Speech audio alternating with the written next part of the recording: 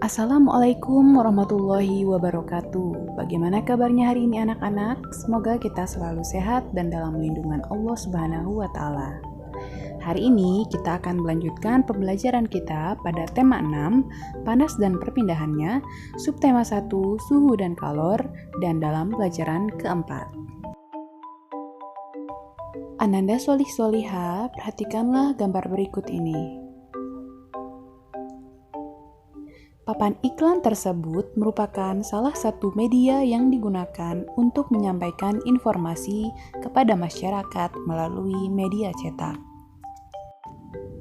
Iklan tersebut berisi ajakan kepada masyarakat untuk berhenti membuang sampah di sungai. Sekarang perhatikan gambar berikut ini. Kedua gambar tersebut menunjukkan sebuah sungai atau pantai yang dipenuhi oleh sampah. Lingkungan yang kotor tersebut disebabkan oleh masyarakat yang masih suka membuang sampah sembarangan. Lingkungan yang kotor merupakan salah satu contoh dari dampak negatif interaksi manusia dengan lingkungan alam.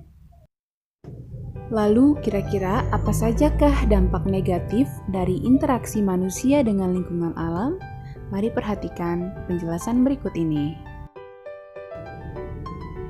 Pengaruh negatif interaksi manusia dengan lingkungan alamnya. Manusia tidak dapat hidup tanpa mengandalkan lingkungan alamnya. Dari alam, manusia memperoleh banyak manfaat untuk memenuhi kebutuhannya. Pertanian, perkebunan, perikanan, peternakan merupakan bentuk-bentuk interaksi manusia dengan lingkungan alamnya untuk memenuhi kebutuhan hidupnya. Manusia memelihara alam sedemikian rupa agar dapat dimanfaatkan dengan baik untuk memenuhi kebutuhan manusia dan makhluk hidup lainnya. Dampak negatif interaksi manusia dengan lingkungan. Yang pertama, banjir karena saluran air yang terganggu oleh sampah dari kegiatan manusia. Yang kedua, bencana tanah longsor disebabkan karena manusia sering menebang pohon di tanah yang landai. Yang ketiga, kebakaran hutan karena kecerobohan manusia menyebabkan kerusakan dan kerugian yang sangat besar. Selanjutnya kita akan membahas kewajiban warga negara dan siswa. Apakah yang kamu rasakan jika sekolahmu dipenuhi dengan sarana belajar yang kotor, penuh coretan dan rusak?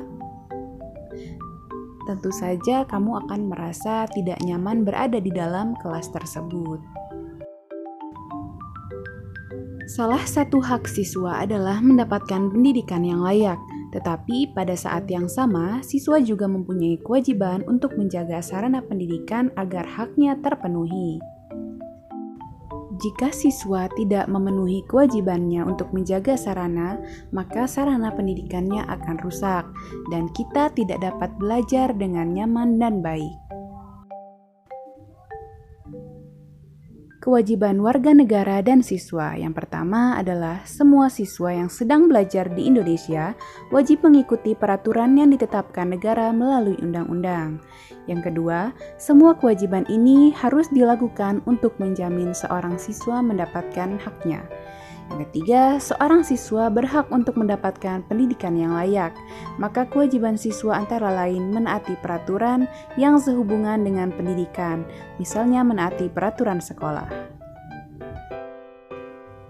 Saat di sekolah, kalian sebagai siswa mempunyai hak dan kewajiban. Yang pertama, hak, yaitu hak mendapatkan pendidikan dan pengajaran di sekolah. Yang kedua, hak menggunakan fasilitas pembelajaran di sekolah. Dan yang ketiga, hak memperoleh bimbingan dan konsultasi.